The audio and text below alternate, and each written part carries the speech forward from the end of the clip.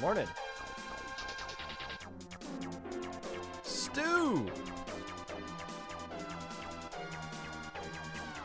Oh, Stu, how the hell are you? Are we going to see you at LTC this year?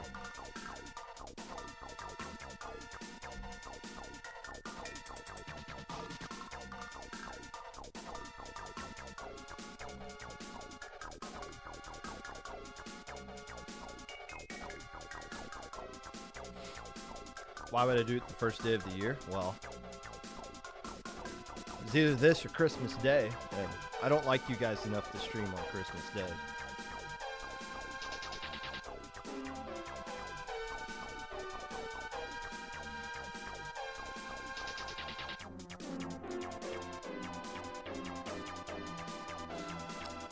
Keon, Nito, Lepus, Brush, good morning all. Epic Pikachu, of course you're here. It's not a Popcast without Epic Pikachu. In fact, it's not a Splatoon stream at all without Epic Pikachu in it. Costco's closed today. They don't have the diaper brand we need anyways. Walmart.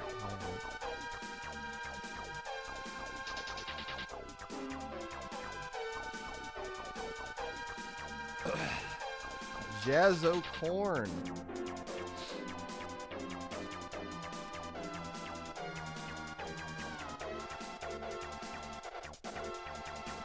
Leela Russ, all my favorite people.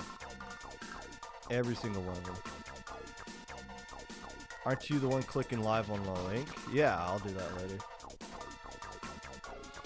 They don't need more time to sign up for Low Link. Or did you already?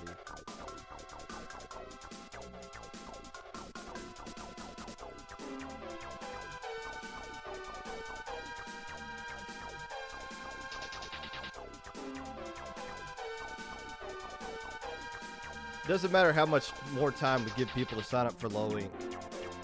They're not going to decide to change their name until registration's already closed. Why waste our time? Lila Popgun. I just go by Popgun. Thanks. Super Team 5 moment. That was like 3 teams that did that last Low Link.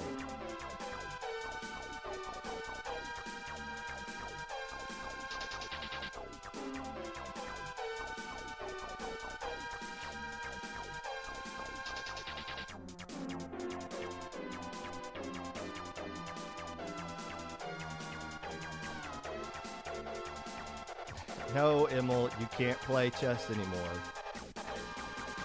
You're not allowed to play in the tournament. Brush already confirmed it. You've had your fun.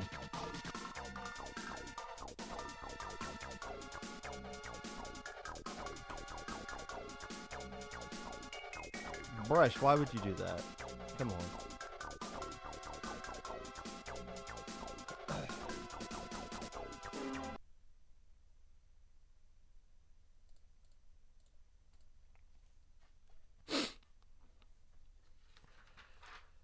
Hello, friends, and welcome back to the Popcast.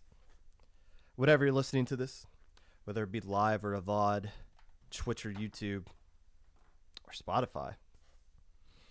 While you are retweeting your most liked tweet of 2023, trying to remember what your New Year's resolution was last year,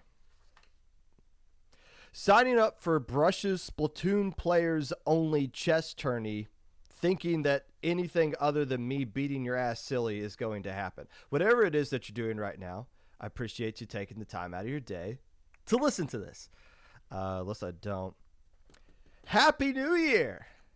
Yes, this is a episode of the Popcast where we're going to be talking about 2023 in the year 2024. It just so happened that Mondays worked out like this. I wasn't going to do one last week because that was Christmas Day, and well, here we are. So you guys are just going to have to deal with it.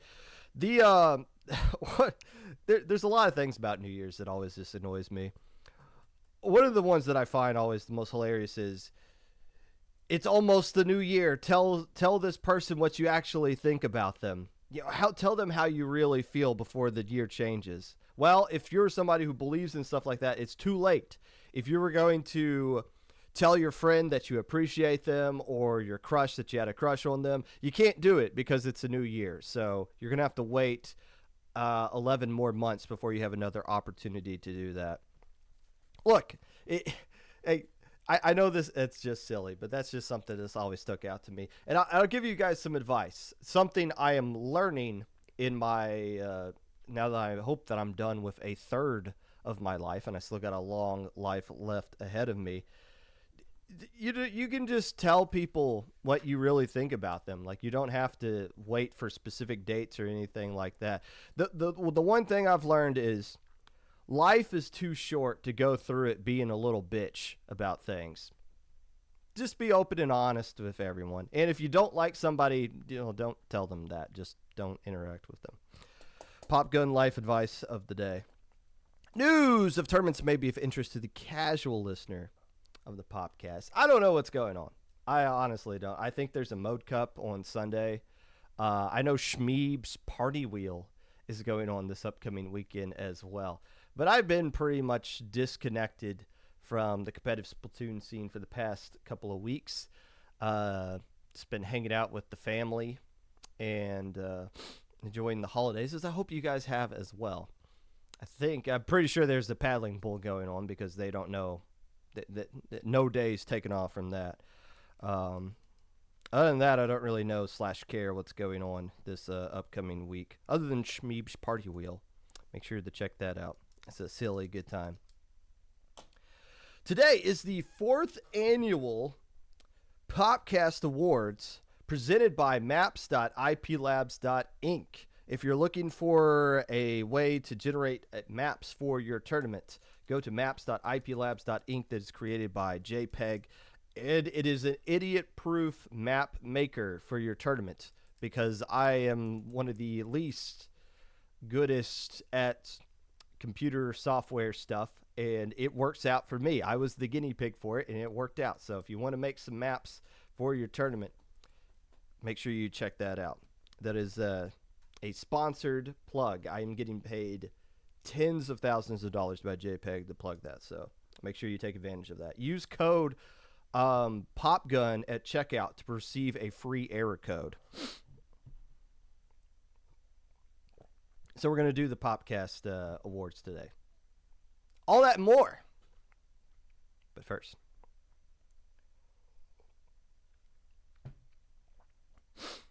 Well, it's another year down, and man, what a year it was. Yeah, great. Great. I don't really care. Just another year gone in the life. We're just, I'm morbid, and I also have a severe fear of my own death at some point in my life. So each year passing is just another reminder that the clock is just ticking down, and time is slipping away. And here I am spending it with you idiots, yet again, for the 4th year in a row. Why? Why am I doing this instead of something else that'll be more memorable? I don't know. Maybe my son will look back at this at some day, or like my great grandkids, and what was great granddad like? And then they'll watch this clip, and then they'll be like, gonna just disassociate from that for the rest of my life. But so be it. But as I'm realizing that time is fleeting, we need to get some more value out of these segments that I'm doing here. And I need to spend more time figuring out specifically what it is that I want to talk about that's going to be unique and interesting, as I'm now entering my 4th year of doing the Popcast. And it's like, I can't just keep recycling the same talking points over and over again. Eventually, somebody's going to pick one that I haven't really said anything new in like 2 years. So with that being said, I thought about what I was going to talk about in this opening segment here for like a day. I thought about doing a year retrospective, but that's boring. Although the past year was very exciting. I would argue it is the best year for high-level competitive Splatoon that we've had, at least since I've started doing this podcast back during the pandemic. So many great events, so many reasons for top-level teams to continue to grind and play the game. And, well, all of them were just so fantastic. We're going to spend a lot of time talking about them over the course of today anyways. But I don't want to sit here and do a recap January to December of all the things that happened. If you want that, just go back and watch every single episode of the Popcast from the past year. Get a more detailed breakdown of what happened month by month, week by week. It's the whole point of this thing, isn't it? I thought about doing a top 5 teams. The top 5 teams across the entire Western scene as they stand right here today. Because it'll be fun to look back on it on December and see how much things have changed. If you think about to where we were at January of last year, Starburst was still undefeated, hilariously overpowered over everyone. Sayonara was still a thing. And, well, Seafoam was still a thing as well. So things have changed a lot over the course of the year. FT Win decided to come back, and Jackpot became a thing and ended up winning the first ever Splat World Championship on the West. But doing a top 5 of where we stand this year would be too much of a cliche, in my opinion. Plus, I don't even know who the 5 active teams are that are in the top 5 category. Is Crush Soda still a thing? Was FT Win really real, or was that just a fever dream? What is Starburst's roster? Is Zero even a thing? Like, is Zero officially on that team, or is this just the revolving door of whoever?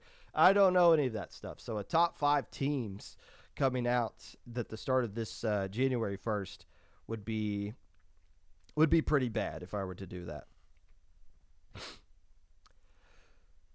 So here's what we're going to do.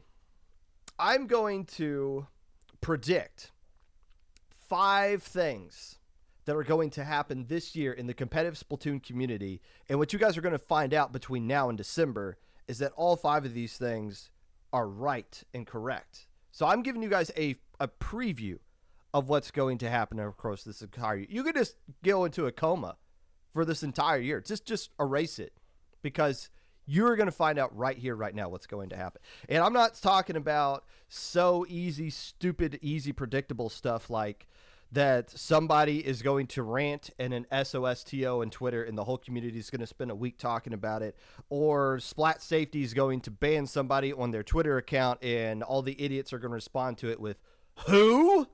Who's that? Like, where you're supposed to know every single asshole that's in this community.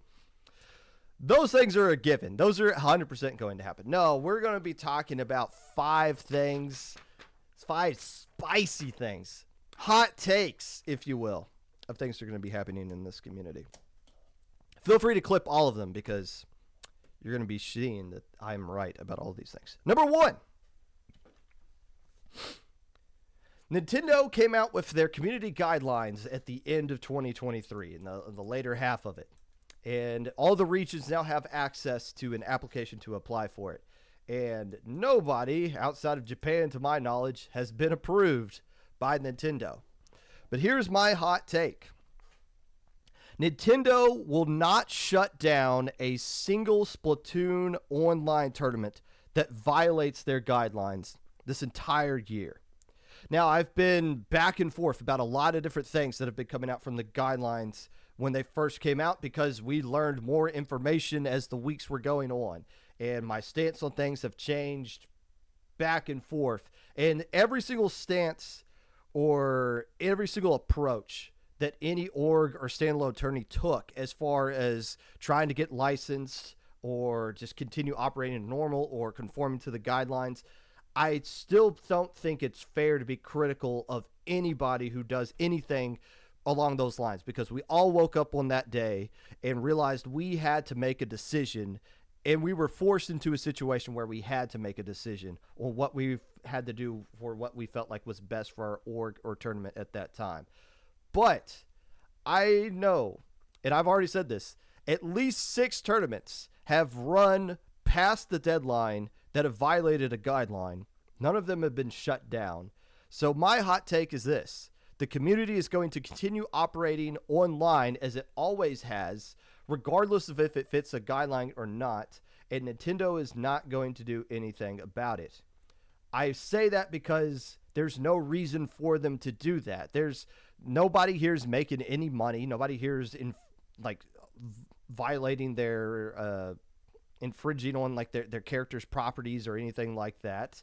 There's no reason for Nintendo to step in and shut things down, and I genuinely believe that is not their goal with this. I feel like they're trying to go after bigger fish, and we are, in the grand scheme of things, a very small fish to go after. I hope this prediction turns out to be true, but that is my prediction. Nintendo will not send a single cease and desist to any online Splatoon tournament. Now, if you want to fly way too close to the sun and create this like super stupid tournament and name it like the Nintendo's Inkling Open tournament, not officially sponsored by Nintendo, and have this $10,000 prize pool, yeah, that might get shut down. But I think if anyone just operates the way we've always had, we might be over the speed limit, but it's not enough for the police officer to pull us over. Hot take number 2. By the end of this year, all significant tournaments, I should say, will have moved to Sendao.inc. Players would want this to happen, and eventually I think you're going to see every significant tournament cave in and ultimately move over to the Sendao.inc platform. I think there's going to be a lot of TOs initially that are going to be opposed to that. But I feel like this is going to be one of those things to where if you don't get on board with this, it might not hinder your org or tournament in the immediate term, but down the road, it's going to be something to where you're already too far behind. Now, everybody's going to have their own reason to moving on to Sendao.inc and running their tournaments off of that. And for Low Inc, it's going to be extremely difficult to make that switch just because of how we do things with verification. But you look at a tournament like Proving Grounds, we've already had some like side conversations of like, why not? This would be something our players would want. It's an easy way for them to get points towards their Sendao thing. They'll be more interested in playing it, and it literally takes nothing for us to do that. There might be some stuff with like stream that might be going into that. But my take is this. Eventually, by the end of this year, the Sendao.inc website is going to have a huge monopoly pool over a lot of things going on in this tournament. Yes, I'll I'll add the word hooker to be there. Thank you, JPEG. Now, the scary thing about this is that if everything moves on to Sendao.inc, we're basically putting all of our eggs into one basket and hope that Sendao just is super cool and chill. If Sendao just goes on like a crazy rant and just decides to kick puppies in the face across the road and all that stuff, we're going to be screwed. That's the scary thing about this. I don't think there's anything that would suggest Sendao would just go completely rogue and become like this ultimate villain of the community. But still, that is where I think this community is heading, whether people are on board with it or not. That's the trend that we're going to be heading down. Hot take number 3.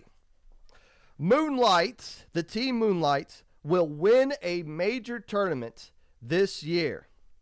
This is probably one of the boldest predictions that I have of the top 3. And, well, if I'm being honest, it might be more likely that Moonlight isn't even a team at the end of the year versus where they are, well, now. And that's not to say that I know anything or I'm suggesting that they're going to disband, but a year-long span for any team that is outside the top 3 that is usually trying to crack in, those teams don't last a crazy amount of time. But when we do see Moonlight play in tournaments And for some reason, I have commentated just about every single tournament set that Moonlight has played in. They have been knocking on the door of beating Jackpot, of beating FT Win. They've proven that they're capable of doing it. Give them a course of a year. I think Moonlight can break through that glass ceiling and win one of these major tournaments over a number of these top level teams that are right above them. Number 4, Low Inc. is going to hit that doomsday number of 257 teams, and we're going to do a format that everybody, including the TOs, is absolutely going to hate. It's going to happen. As much as we don't want it to happen, I don't want 257 teams. I think it's absolutely going to happen this year. If it's going to happen, it's either going to happen this month of January, which I don't think it is, even though January is usually the month where we get the most amount of teams that sign up for Low Inc. I feel like the game competitively has kind of slowed down a little bit to this point to where we're not going to hit that kind of number. I think we're still going to get like 200-ish this upcoming January Low Inc. But keep your eyes on the summer. June and July. I believe it was July where we had our biggest number of teams last year. And the coming off of the season of Ludi where we had a bonkers number of teams, I thought for sure this last Ludi season was not even going to be any close to the one prior to it. And it got 600 plus teams signed up in the last Ludi season. I genuinely think the Doomsday Low Inc. is going to happen this upcoming summer. Be prepared for it. And yes, we will have a feedback channel or a feedback form where you guys can tell us how the decisions we made with all those players that played in it was the incorrect one and you came up with the right one. The 5th prediction, and this is the one I'm most excited about and I would actually like to see happen. It was on this very podcast about 200 episodes ago, December of 2020, where I did my first breakdown about plus servers. Then I was just kind of talking about how dumb Midpoint was because it was dumb. But now I believe one of the things I talked about was you're going to see things continue to go down the line. If you thought +3 was the end, you were an idiot because we were eventually going to get a +4 and a +5. Well, here we are 3+ years later. And +4 has not been a thing. In fact, things have kind of regressed as far as the pickup servers has been the thing. One of them mainly has come down to the fact that voting to get into the plus servers has become even more difficult, and you can now get in outright based on your Sindao queue results for that season. But here's my prediction. By the end of December, +3 will no longer be a thing. Just like the Dragon Ball Super, the ultimate god of that, is going to erase the universe. Universe +3 will be erased by this time next year. And I genuinely think this is going to happen. You look at how the trend of +3 has been eating each other alive. Instead of +3 players who constantly bitch and moan about how much they hate being in mid-level hell, they've done nothing but shoot each other in the foot to make sure none of them can climb up ahead of each other and that everyone is stuck in this one centralized location. I think it is going to get to the point to where +3 is just going to be absolutely erased from existence. It's just going to be +1, +2, and everybody that can't get into that, sorry about you. Maybe you can go play an SAC or something. But that is my boldest prediction of all of this. +3 is not going to exist. So recap. Number 1, Nintendo will not shut down a single tournament that violates its guidelines.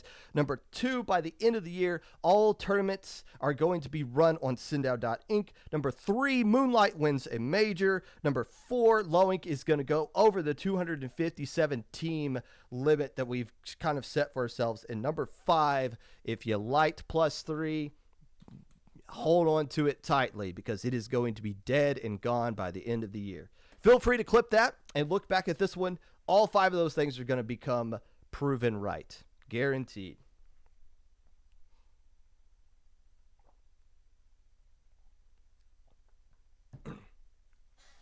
You see, Roundy, I thought about predicting that +4 would become a thing.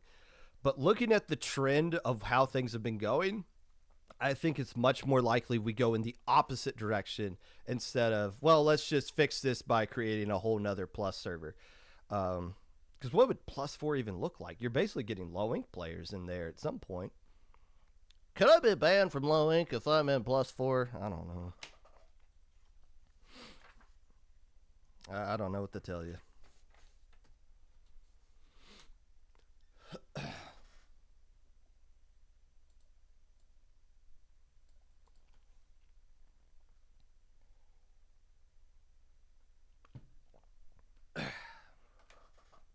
But now, the reason you guys are all actually here, and I guess the reason why I'm actually doing this episode on a holiday, it is now time to hand out the annual Popcast Awards.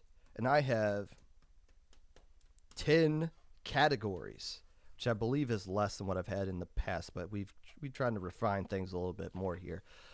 Before we start breaking down each one of the categories, I do want to give a little bit of a disclaimer of how this works. First off, the Popcast Awards are not anything significant in any way at all. It doesn't really mean anything other than inflating our own egos, which is what I like to do here on this show. How it is determined who got what place. I got honorable mentions, third, first, and second for each one, not in that specific order for each one of these categories. How this works is you guys nominate pretty much all of these, and then I decide between a mixture of my own bias and the nominations that were given out both on Twitter and the Blue Sky post that I put out about this. I mix those two together and just kind of throw out these answers here. So feel free to disagree. And there are definitely some things that I missed. I know there was some matches I completely forgot about until I saw people suggest them in the Twitter chat. And then there were some specific moments that I remembered, but I couldn't quite go back and look and figure out the context just because I didn't have enough time. So this isn't like a definitive thing, but it was half from the submissions of you guys and half of just my own thoughts. So sometimes you guys don't get the correct answer. Sometimes you guys don't suggest the actual TO of the year, and I have to remind you who that person is, although I think you guys got it right this time around. With that being said, let's start off with the best category right off the bat. It is time for the worst pickup team name of the year. First off, honorable mention goes out to Skibidi Zuka, which is a team name I did not hear of, and I didn't know what tournament they play in, but it was suggested by Jardonian, who insisted it had to be the worst pickup team name of the year. But there are some definitely some ones that are way worse than that. Coming in at number 3 of the worst pickup team name of the year, Low Ink, May of 2023. How about the Herbert Fan Club, which at a first glance, I thought Herbert Fan Club was a shout out to former CIA player Herbert, Nautilus player. But it is not. It is not a shout out to Herbert. Herbert apparently is the name that these players came up with for a rat that had been run over on the side of the road. So it is a team that is named after roadkill. For that alone, this pickup team name lands at number 3 as the worst pickup team name of the year. Number 2, we're going to be taking a look at SAC here, where we got Loaded Diaper. This was suggested on Twitter, and the more I thought about it, the more I was like, yes, this is correct. This is a pretty horrible team name. And I feel bad suggesting this as the number 2 team worst pickup team name of the year because former Destiny 2 player Zonink is on it. But, yeah, that Loaded Diaper is pretty bad, so it gets number 2. However, this was the easy answer at number 1. It was the most suggested one, and it was the team name that I had in mind when I first put up the category. The worst pickup team name of the year is the team that named themselves after exclamation points and question marks and nothing but that. Why is that the worst pickup team name of the year? Well, because it is literally unpronounceable by TOs. and commentators. They were a team that were consistently good enough to be putting on stream, and they also were the team that sparked the whole alias heard around the world when they changed their alias in an SOS to make it so that they had a star next to their name, thus violating a rule at the time and getting themselves disqualified from the tournament. Yes, should they have been disqualified from that tournament over something like that? No, they really shouldn't have. But isn't it hilarious that the team that wanted to make sure they were using the alias so that people knew who they were had a team name that made it damn near impossible to know who they were? The worst pickup team name of the year, question mark, exclamation point, etc. All right. Most wholesome team.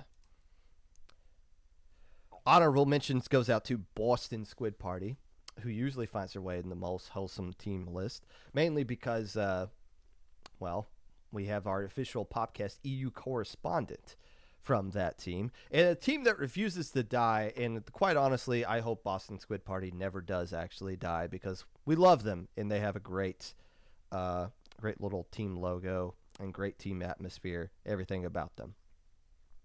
Coming in at number 3, most wholesome team of the year. This one, heavily nominated by you guys, goes out to the Whip Rays, and so be it. I feel like that is well justified. I've met the Whip Rays at Low Tide City and, Sofa King at several other events. And yeah, they are a pretty wholesome team. And we wish them luck and hope. It's one of those teams you actually want to root for and hope succeeds at some point. So Whip Rays come in at number 3. Number 2. This is a team you guys did not suggest, but this should have been number 1, but so many people suggested the actual number 1 team. But the number 2 team goes out to Jelly Squids. Why? Because they were so overly wholesome to me at Low Tide City. And if you're wondering why my name in the IPL server is Pobgub, it's because they butchered my name on a sign that had my face on it at Low Tide City. And if you want to win a Popcast award, buttering up to me is 100% the way to do it. So at number 2 comes in with Jelly Squids. Hopefully you guys are at Low Tide City again. The number 1 most wholesome team of the year, this was heavily suggested by you guys, is the Shark Bites team. So I don't have much to say about Shark Bites, but this is one of those examples to where so many people said this is the most wholesome team that you can go with. So I'm going to be taking your guys' take on that one. Congratulations to Shark Bite. The community sees you guys as the most wholesome team of the year.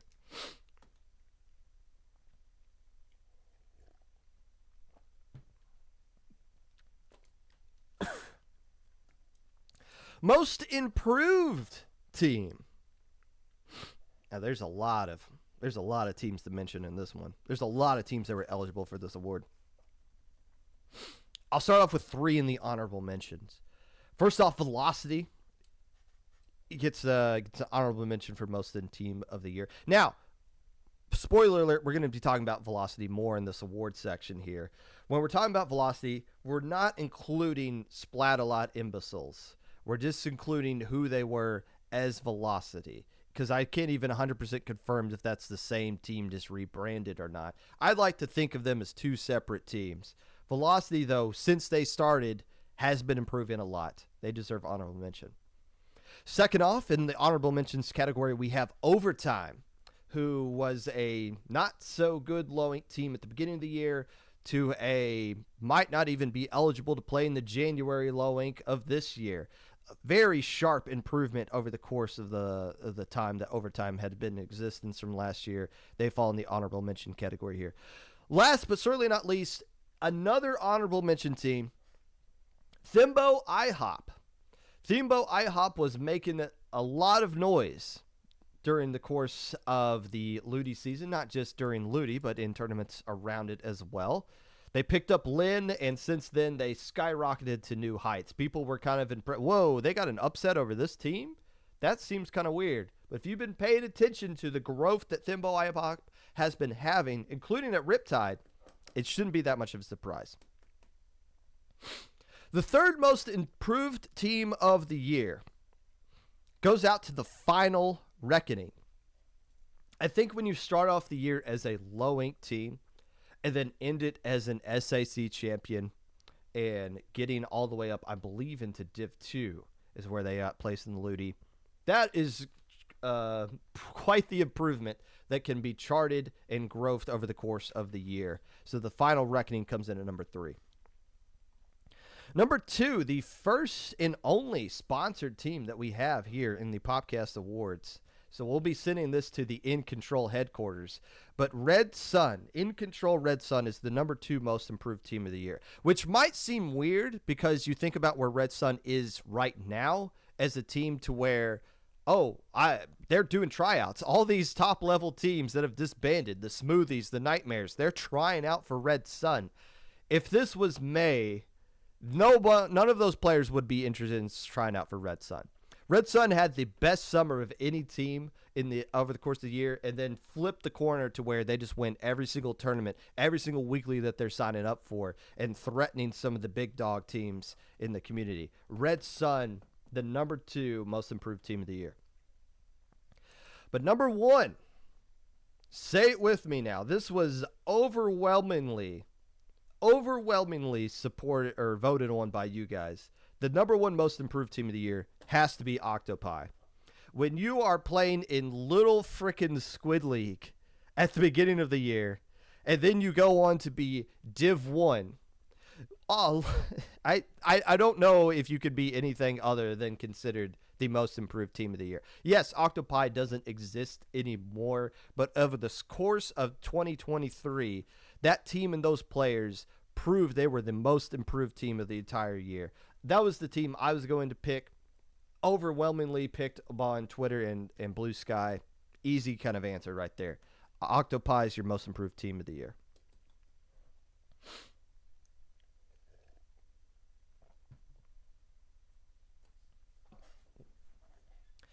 Now, what should we go with next?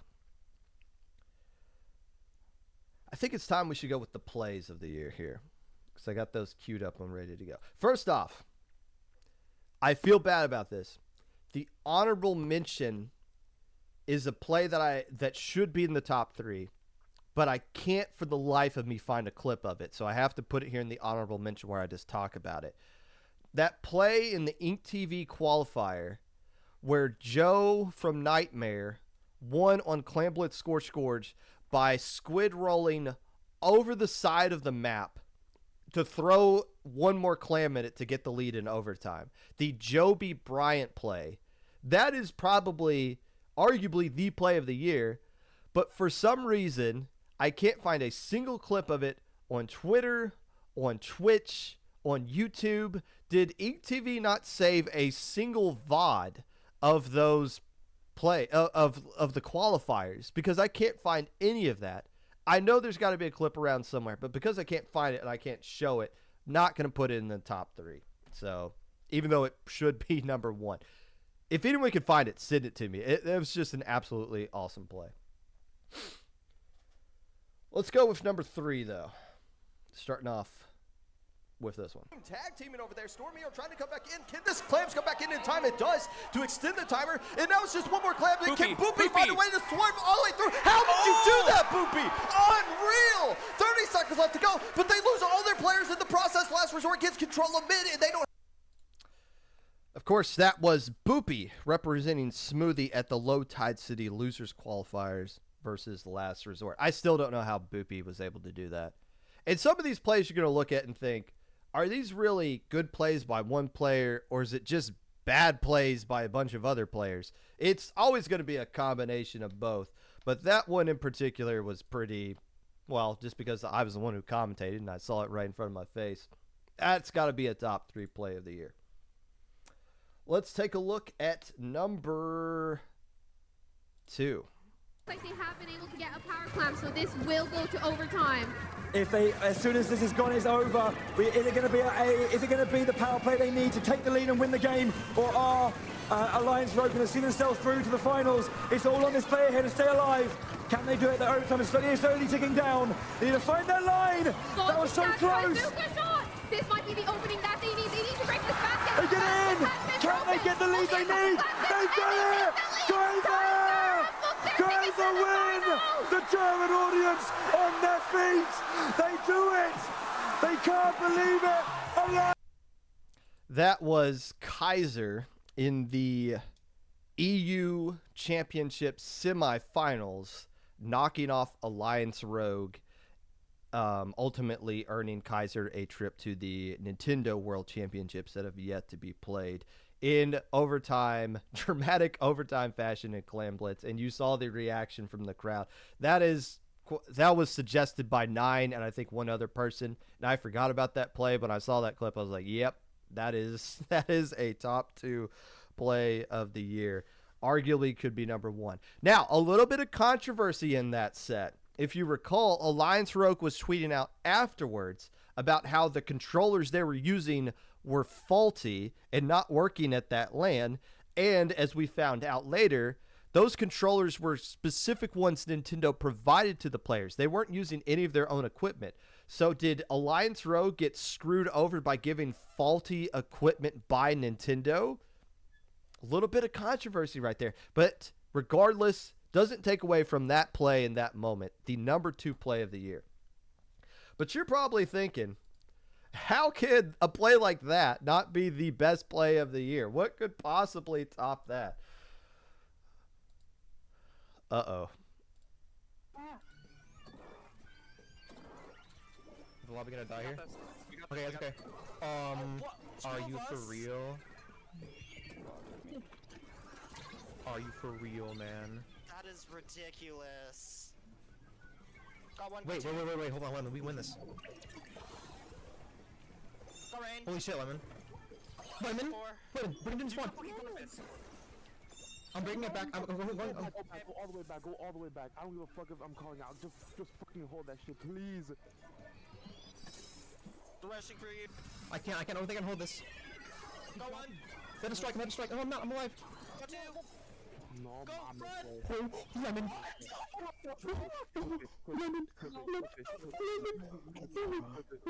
Oh my fucking god, dude. Holy shit. That was Octopi in a 2v4 situation in Ludi week number 2 against Rapid, where they somehow found a way to win, with Lemon literally 1v4ing the entire Rapid team and holding on to win that set. Yeah, that was the best clip of the year. In the grand scheme of things, did it have as much value as some of those other plays? No. Octopi didn't even go on to make playoffs. In fact, that was the only match loss that Rapid took in group stage of Div 1. But I'm sorry, when you 1v4 an entire team and win in the fashion like that, that's pretty damn good. Octopi wins the award for best play of the year. Congratulations to them.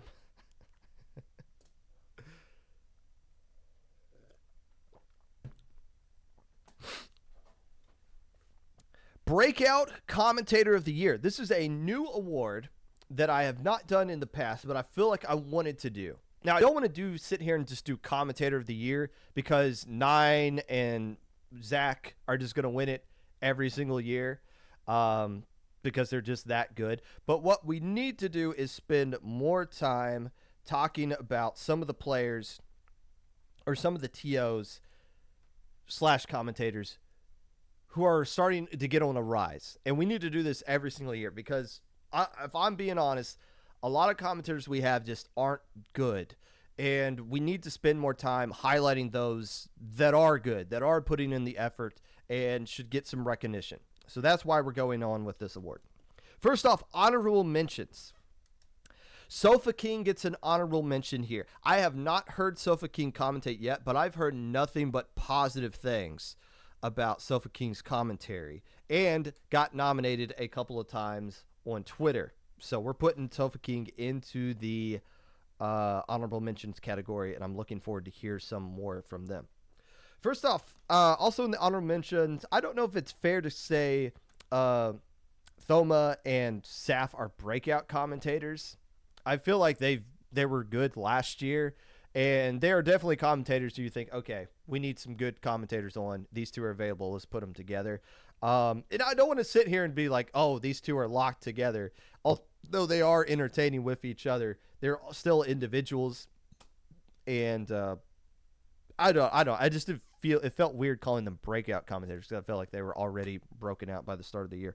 Also, Rice, highly nominated by people in the Twitter world as well, rounds out the honorable mentions category for them.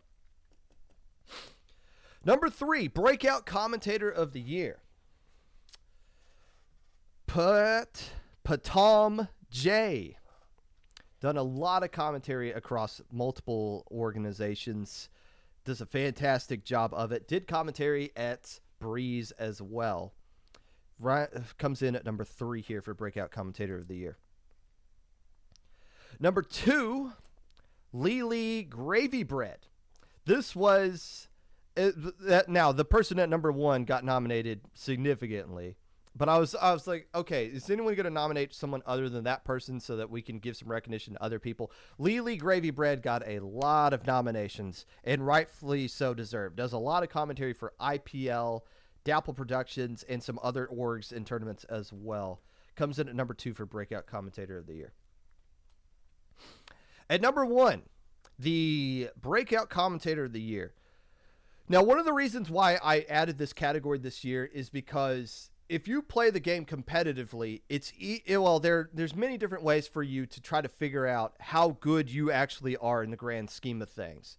When you're a TO or a commentator, there's no real, okay, did I do good? Like, did people like the commentary that month?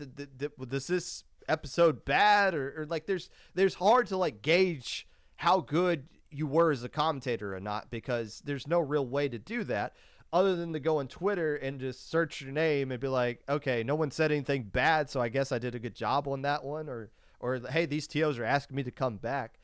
But I did this commentary, I did the breakout commentary section because I wanted people to see that people do like and appreciate their commentary. And Keon getting pinged about 200 times across Twitter and Blue Sky is what I was hoping would happen, so that people like Keon, who do put in a crap ton of work to improve their craft, can see everybody else recognize it.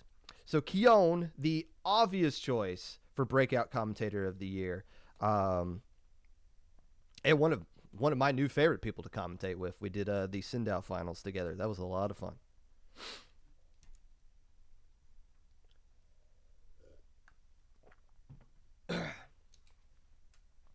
Moving on.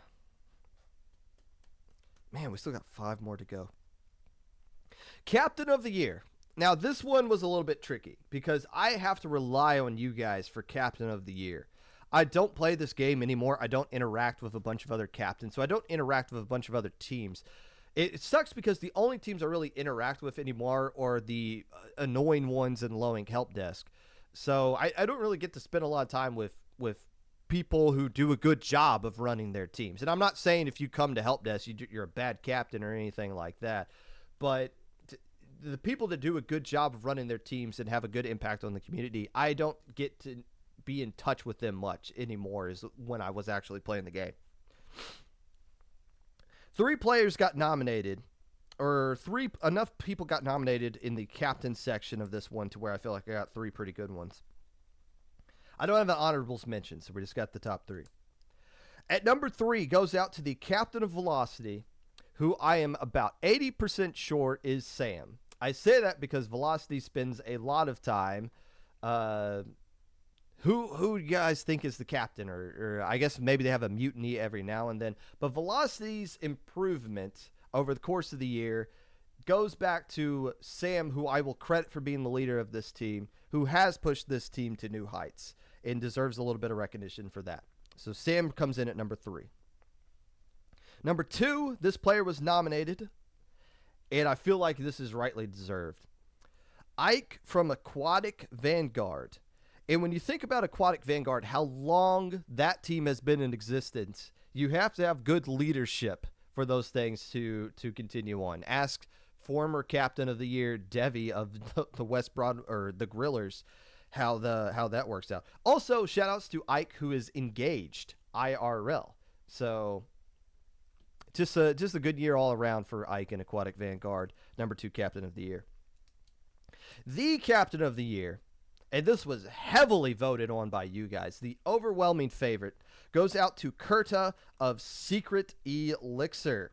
Secret Elixir could very easily fall into a honorable mention for most improved team of the year or wholesome team of the year, but all of those things that encompass what makes Secret Elixir so good, as everybody was pointing out, wasn't just Kurta, the captain of this team, but if there's one award that I could give to Secret Elixir for everything they accomplished this year, Kurta being the captain of the year seems like the most fair, and I feel like all of you agree, considering you guys nominated that person pretty heavily. So Kurta is your official Popcast Award captain of the year.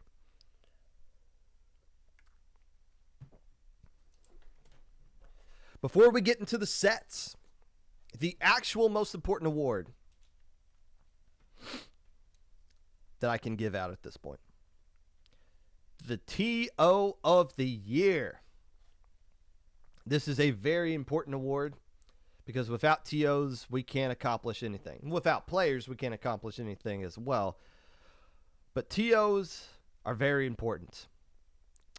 So let's give out some awards for that. First off, some honorable mentions. And I got 2 honorable mentions here. Isaac was nominated, and I feel like this is fair. Regardless of what you think of Mode Cup, you got to give credit to somebody who put out an idea for a tournament and just said, you know what, I'll just run it myself. And it's been successful. I think Isaac deserves a little bit of recognition for that. Now, is part of Mode Cup's success due to the fact that there is a prize pool for it? Of course. But again, a player putting their money where their mouth is and creating a tournament that they would like to see it actually be successful. We've seen several people just create tournaments out of thin air, and they usually suck. But this one has stood the test of time, at least in 2023. Isaac deserves some credit for that. And also, the final honorable mention goes to Brush. I think it's pretty much a given that if you do anything with low ink, you are going to get a pat on the back as far as TOing is concerned. JPEG being the first ever TO of the year, an overwhelming majority of people voted for JPEG that year. Brush got some nominations this time as well, and I feel like Brush is going to be the TO of the year this year. Maybe that's the 6 bold prediction, but I've been really impressed with everything Brush has put out so far this year, and it's going to be climbing the TOing ranks, hopefully so. But there's just a lot of really stacked top 3 here that we got to go through. Number 3 TO of the year has to go to Sindao. Sindao has to be in the top 3 somewhere. The tournaments that that Sindao is putting out, whether it's Picnic or In the Zone, those are nice. But now that we have this consistent end of season major tournament, the Sindao Finals, that just takes it to a whole nother level. This is, and of course you could throw in the whole Sindao Q thing and the plus service things and all this stuff going towards that. Encompasses everything that we do here as far as giving out the awards for the best TO. But Sindao comes in at number 3. Has to be on here somewhere. Number 2. You know, if you run a lot of tournaments, it's really not that hard. Some of these tournaments aren't that hard to run. If you were to... Now, Low Ink is an absolute monster of a tournament to run. But Proving Grounds is so stupid easy. Anybody could run Proving Grounds. It's not that difficult to do. Sometimes we're literally just falling asleep as the tournament's going on. It's like, okay, it's done. Cool. We just pick matches and it goes through. But Thoma, who does so many different tournaments, from the Ink Up, Little Squid League, Ludi, SOS, SAC, and I'm probably forgetting about 5 other tournaments, is doing all of the tournaments that are difficult to run. All of them that take actual effort and brain power to do. For some reason, Thoma is doing every single one of them. That is impressive. Got a lot of nominations for TO of the year, and it is 100% deserved. Comes in at number 2. However, the easiest award to hand out here for the top TO of the year. Everybody was voting on this one, and it is a person that I would definitely agree with. And somebody who finished, I believe, second place in TO of the year last year, goes out to Toasty. If you have been involved if you've gone to a LAN this year, I guarantee you Toasty had some sort of involvement with it. If you played in a major this year, whether it be an IPL one or an MIT one, Stormbreak in December of last year, of 2022, or in 20XX at the end, Toasty's double elim group format has been adopted by every org trying to do a major tournament at this point.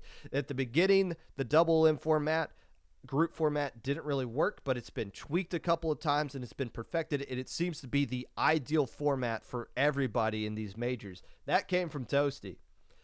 Several other smaller events, obviously a Proving Grounds head TO, and I believe does seeding for a vast majority of things as well. Toasty is somebody, like several other players or TOs that I listed here, is somebody who just absolutely busts their ass to get things done in this community.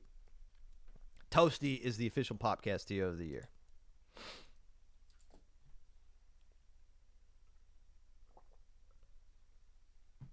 All right. Now, the three best categories that we have as far as teams and players are concerned. Let's start with upset of the year.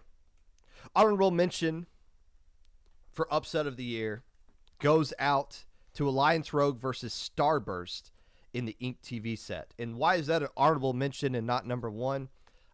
Spoiler alert, I'll tell you why a little bit later. But it falls in the honorable mention here right now. Upset of the year, the third best upset of the year, does not go out to the person who suggested a best of three set to be an upset of the year. No, you can't just suggest a best of three and have it be upset of the year.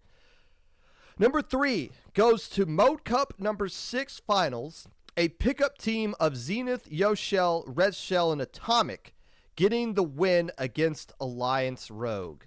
If there's been any individual player, and maybe I should make this a category next year, the individual most improved player of the year award, it would go to Zenith, who's had the best year of any player arguably in 2023, capped off by this win against Alliance Rogue in Mode Cup number 6 in a monster upset. Number 2. Many of you suggested this be the biggest upset of the year, but it falls at number 2 because I got to step in here and give some context. Number 2 is Last Light getting a 3-0 win versus FT win at Riptide Winners Finals of 2023. That you would think would be the upset of the year.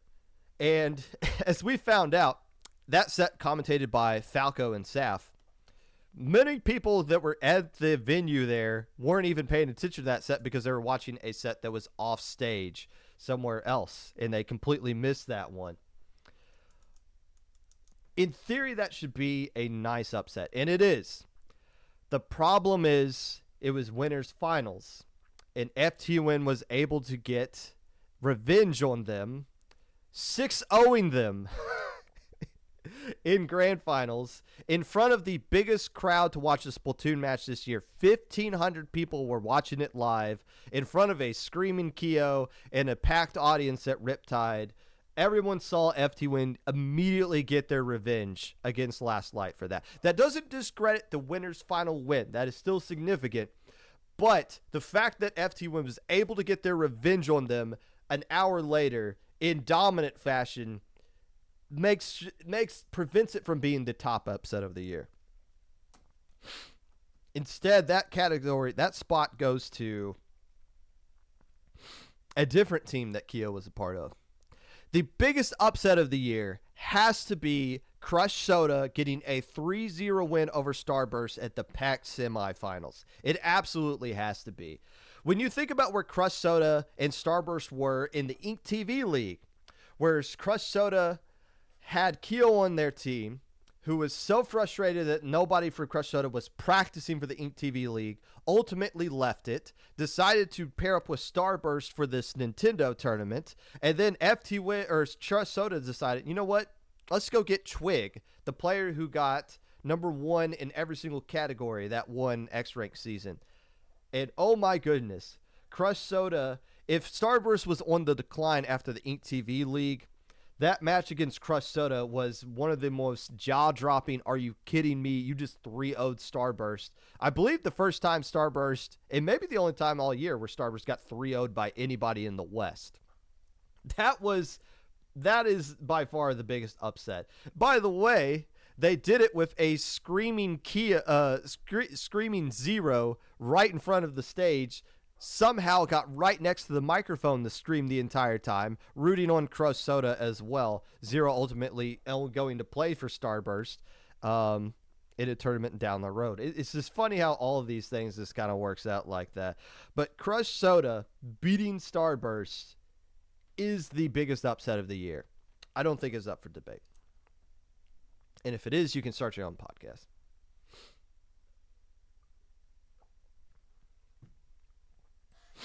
But that's enough about that's enough about upsets of the year. It's time to get into it. The match, the best match of the year. Honorable mention goes out to a tournament set that no longer has a VOD to it because Stormy lost somehow. Honda Squivik versus Free Flow Ludi Division 4 group stage. If you saw this set live, it was absolutely fantastic. Probably the best Ludi set of the year. It had a lot of hype and build up to it. And a lot of times when there's a lot of hype and built up, it doesn't live up to it. This one lived up to the hype. It goes into the honorable mention spot. Number 3, match of the year, goes out to FT Win beating Jackpot in the semifinals of 20XX number 5. Now, I didn't watch this one live because I was streaming and commentating the set opposite of it in the 20XX finals. But that match played on Dapple Productions was a really fantastic back and forth, extremely close best of 5 set, and was the moment where we realized that FT Win was back in 100% legit. The fact that they beat Jackpot in that setting was game-changing for them. It wasn't just, oh, FT Win's back, cool, they're washed, we haven't seen them play. Nope, they're coming out the gate in their first tournament and proving they are the legit contender to be one of the best teams in the West yet again. And number 2, possibly the best LAN set of the year, if you don't include potential broken controller shenanigans going on at the EU tournament. How about the winners semifinals of Riptide, which included Last Light getting a 3-2 win over a pickup team called Pencil. The players for Last Light were Arashi, Basil, Shadow, and Nolan, and the players for Penciled was Helix, Landon, Grape, and Dylan. 2 team names you're probably not going to remember because, again, they were both pickups. But if you were looking at the best individual LAN set of the year, and it's sometimes extremely hit or miss with LAN sets, especially when it comes to grand finals, those things are usually never competitive. But Last Light versus Penciled at Riptide Winter Semifinals, probably the best individual LAN set of the year, lands at the number 2 match of the year slot here. But number 1, the absolute match of the year, I'm giving it to Alliance Rogue beating Starburst in the Ink TV Round 3 group stage set. This was incredible. And you could call it the upset of the year, but Starburst going into that set, 100% undefeated against teams from the West up to that point in Splatoon 3. Alliance Rogue, who Volti wasn't even officially on their roster at that point. Volti was playing for them, but wasn't like we're going to extend you an invite to be a permanent member. That set going the distance in 3 best of 3 groups, like set play. Each one of those sets going to a best of 3. And in that final set, Splat Zones, Starburst won game 1, had lead going into overtime going into game 2. They lost the lead. Had lead going into overtime of game 3, lost the lead in overtime yet again. Those were 2 losses we've never seen Starburst do. We've always seen Starburst clutch out those close little ends to all those games. And for some reason, Alliance Rogue was able to break through and win all of them back to back and win the set. It didn't change much as far as like who was going to move on to the finals of that tournament, but I still argue that if Starburst holds on and beats Alliance Rogue, they dodge the bullet. They just wipe their forehead and be like, okay, we're good. We're just going to go on and take care of business. I think they beat Jackpot. But the fact that Alliance Rogue beat Starburst in that setting with all of the competitive Splatoon world watching, that was the match of the year. And by the way, kudos to those players, because I don't know if you guys realize this or not. That set was pre-recorded. It was played earlier that day, and Alliance Rogue had the best win of the entire year. And to their credit, they didn't spoil it. They waited for Ink TV to broadcast the match with everybody commentating it live, them seeing it live for the first time, before they tweeted out their victory. And I can't imagine what that's like. Just sitting on the greatest win of the year for a couple of hours, knowing you can't say anything about it, and you just got to wait for the match to play out. The fact that they were able to do that is still pretty impressive. But still, Alliance Rogue beating Starburst shifted everything in the competitive Splatoon scene for the rest of the year. It is the match of the year as well. And that just leaves us one final category. The team of the year. Now, in the past, team of the year has usually gone to a team that started off in low ink and then won low ink and then went on to move pretty far up the road. Sia, the deep fried Octolings. Team of the year is not the best individual team. It is an open-ended thing. It's kind of like Time Magazine's Person of the Year. Doesn't mean this is the best individual human on the planet. It just means this team had the most impact over the course of the year. So take that with a grain of salt. Honorable mention for team of the year goes out to Octopi. When you go from being in Little Squid League at the start of the year to being a team to where everybody's using you as their +2 result bios whenever they beat you in a best of 3 set, I think that gives you pretty much a lot of impact in the community. And Octopi is definitely one of the teams you're going to be thinking of when you think back in 2023. They get you, they fall in the honorable mention spot number here. At number 3, again, In Control Red Sun had a monstrous year. The impact that they had on the scene, you might not have realized it because they've been pretty much near the top for a good chunk of time towards the end of the year. But where they were before the summer and where they got to the point now, again, this is a team where you want to try out for them. Whereas before, it was like, Red Sun, okay, I might be interested. You know, they might be able to get me in the +3 or something like that. An incredible growth for Red Sun in the impact that they had across the entire year. Playing in every, I believe they played in 2 lands. I believe they played at Low Tide and Riptide. Did fantastic in both of them. Finished second place in Riptide the year prior. Red Sun's your number 3 team of the year.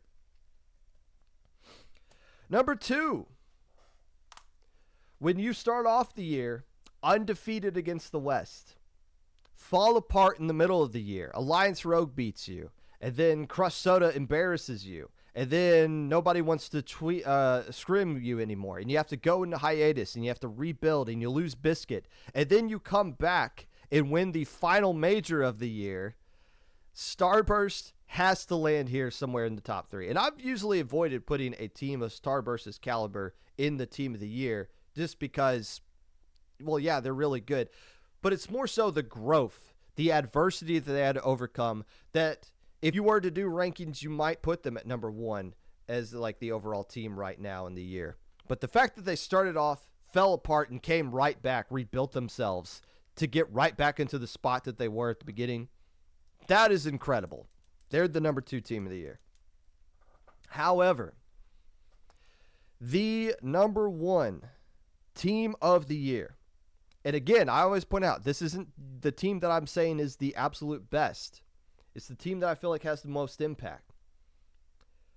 Nobody had more impact, though, than Jackpot.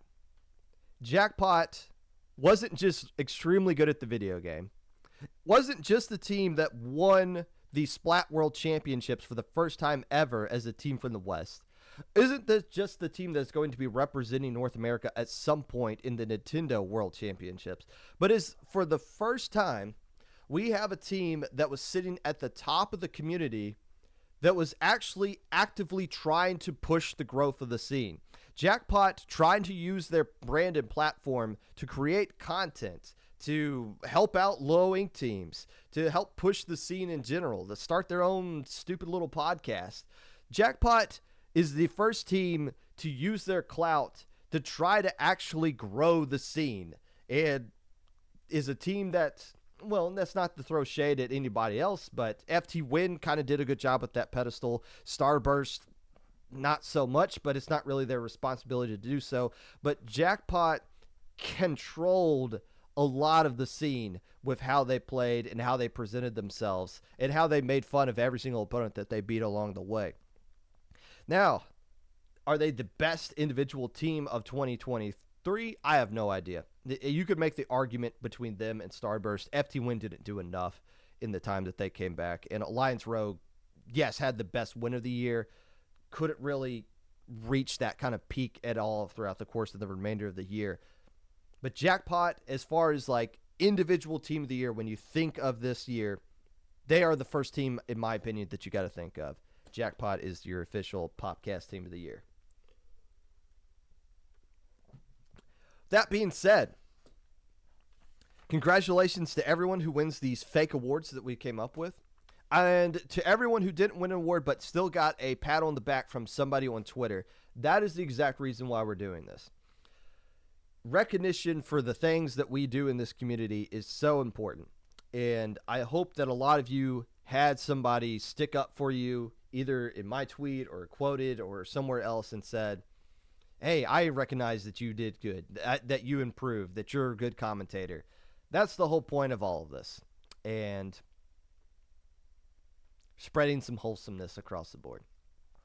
That being said, Lowink, I guess I do got to open up Lowink so you people can register for it. But Popcast will continue on next week. I don't know what I'm going to talk about. Maybe Party Wheel or something. I don't know. But if you would like to be a part of the Popcast in any way, feel free to reach out in my socials. Discord Popgun, YouTube at Popgun25, Twitch at 25 Popgun, anchor.fm/Popgun. Blue Sky, if you want a Blue Sky code, DM me. I will send you a Blue Sky code because I got a lot of those things, and Blue Sky is a pretty cool place to go to. Who are we going to raid?